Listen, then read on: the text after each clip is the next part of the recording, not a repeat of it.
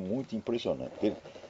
Uma, teve uma senhora no Canadá que engravidou, teve o filho no porão, não queria o filho, estrangulou o bebê.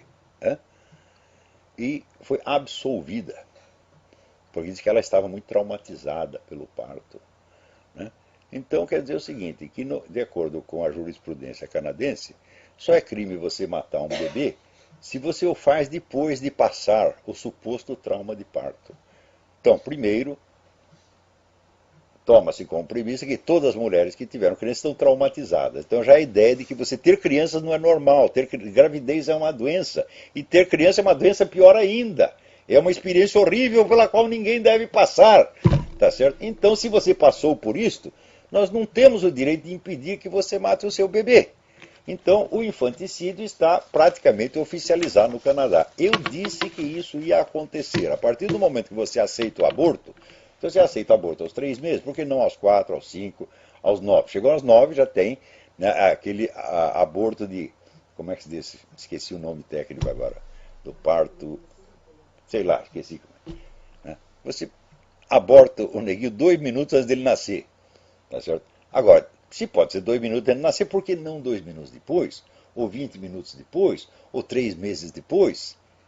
Então, vamos dizer, a universalização do aborto legalizado terá suas consequências. Né? E essas consequências, presta atenção, eu estou escrevendo lá uma série de artigos que mostra como é que isso funciona. Né?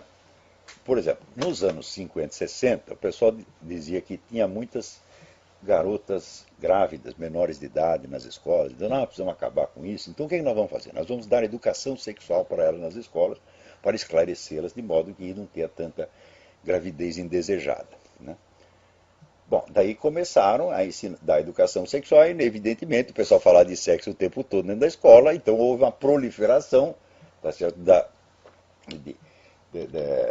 de erotismo, e o número de casos de gravidez em garotas menores de idade multiplicou por vários milhares. Quer dizer, aquilo que se alegava que era para resolver um problema, piorou o problema. Daí chegam os conservadores e dizem, tá vendo? O plano fracassou. Eu digo, mas fracassou uma pinóia, seu besta. Você não sabe como é que funciona esse negócio. Estuda marxismo antes de você criticá-lo, meu Deus do céu. No marxismo tem um negócio chamado salto qualitativo. A expressão é de Mao Tse Tung, mas isso já estava nas doutrinas, estava implícito na doutrina de Marx. Salto qualitativo significa o seguinte: se você acumula muitas quantidades de um certo fator, chega a um certo ponto em que a mera acumulação quantitativa se torna mudança de qualidade. Mao Tse Tung acreditava que isso se aplica à natureza inteira. Não se aplica, mas na sociedade humana funciona. Então, quer dizer que se você espalha a questão da educação sexual, fala de sexo, fala de sexo, fala de sexo, bom, daqui a pouco isso tem um salto qualitativo. Já não é mais só questão de falar, o pessoal está praticando. E dentro das escolas. Então, todo intelectual marxista com alguma formação sabe disso. E esses planos são feitos todos com base nisto. Então, você tem uma finalidade alegada, tá certo? Que é para conquistar o apoio do público, e tem uma finalidade real, genuína, baseada no salto qualitativo, que nunca é declarada, mas que é o que vai acontecer e que os planejadores sabem que é o que vai acontecer. Então, por exemplo, agora tem o negócio da PL 122. É para diminuir os casos de discriminação e violência anti-gay. Fala, bom, mas os casos de violência anti-gay são tão mínimos num país que tem 50 mil homicídios por ano que nem se deveria cogitar de uma lei para resolver isso aí. Mas, você acha realmente que você proibir pastores e padres de falarem que o homossexualismo é pecado vai diminuir violência anti-gay? Não. O que você vai ver, você vai ter um acúmulo de casos conflitivos. Por exemplo, a lei proíbe impedir a expressão homoafetiva em qualquer lugar público ou privado com acesso público, que inclui igrejas. Então, ora, Você sabe que não se pode nem usar mais a palavra homossexual, é homoafetivo. Então o que é homoafetivo? Tudo que dois homossexuais fazem na cama é homoafetivo, não é sexo mais. Então tá lá na igreja um sujeito mexendo na piroca do vizinho, né? E veio o padre, ou o pastor, ou o rabino, e manda parar. Então bloqueou a expressão homoafetiva. Então é crime. Acontece o seguinte, acontece que existe outra lei, que é a lei do ultraje a culto, tá certo? Que proíbe você atrapalhar um culto. Dá 2 anos de cana, um culto religioso. Então o culto religioso é protegido pela lei, mas a conduta homoafetiva também o será. E isso é calculado para produzir o choque das duas coisas, até que toda a proteção oficial ao culto tenha que ser retirada, porque você tem duas leis contraditórias, uma delas vai vencer. Então, que benefícios vai resultar para os gays? Só vai resultar em benefício para aqueles que tiverem a fantasia sexual de transar dentro de uma igreja, que não acredito que seja a maioria. Está vendo? A totalidade dos gays tem lá. Um milionésimo deles. Transar não basta. Eu tenho que transar na igreja. Que nem tem gente que tem que transar no avião, tem que transar num barco, né? Transar embaixo d'água.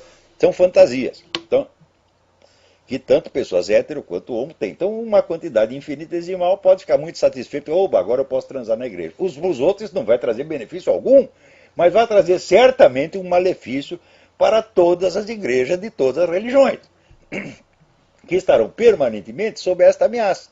De que entra lá, por exemplo, um traveco, né? E vai lá e entra na fila da comunhão. Você vai ter que dar a comunhão para o desgraçado, ainda que sabendo que ele está gozando da sua cara. Né? Quer dizer que quando se começou a discutir isso, eu disse que isso ia acontecer.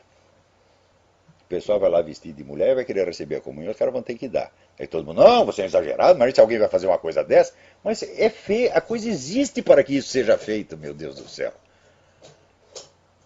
Então, quando essas mudanças produzem resultados desastrosos, né, o pessoal conservador não entende nem que a coisa foi calculada para produzir resultado desastroso, para produzir crise, como por exemplo a estratégia Claude Piven, né?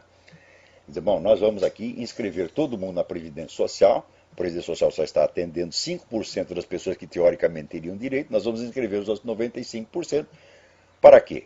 Popularmente se dizia, se alegava, não, é para dar mais assistência aos pobrezinhos. Mas no círculo interno, entre os intelectuais, não é uma coisa secreta, mas eles discutem num alto nível intelectual, o pessoal o povão não participa, no círculo dos planejadores e dos intelectuais, eles confessaram, não, este é um meio que nós temos para quebrar a Previdência e, portanto, quebrar os bancos. E na hora que quebrar, o que acontece? Os desamparados vão ficar mais desamparados ainda, isso vai provocar uma revolta enorme, e daí nós daremos o salto qualitativo.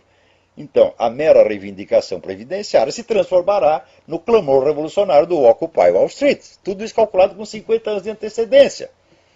Né? Então, mas o conservador, sempre raciocinando na base de que o outro não é revolucionário, de que o outro está apenas buscando algo igual ao que ele está querendo, só que por outros meios, não entende nada e fala, o plano fracassou. Fala, fracassou nada. Deu certíssimo, produziu exatamente o que era para produzir. Produziu a crise, quebrou a Previdência Social, quebrou os bancos e desencadeou um clamor revolucionário. Tudo isso calculado. Então, se vocês nem estudaram marxismo, como é que vocês vão entender o que os caras estão falando?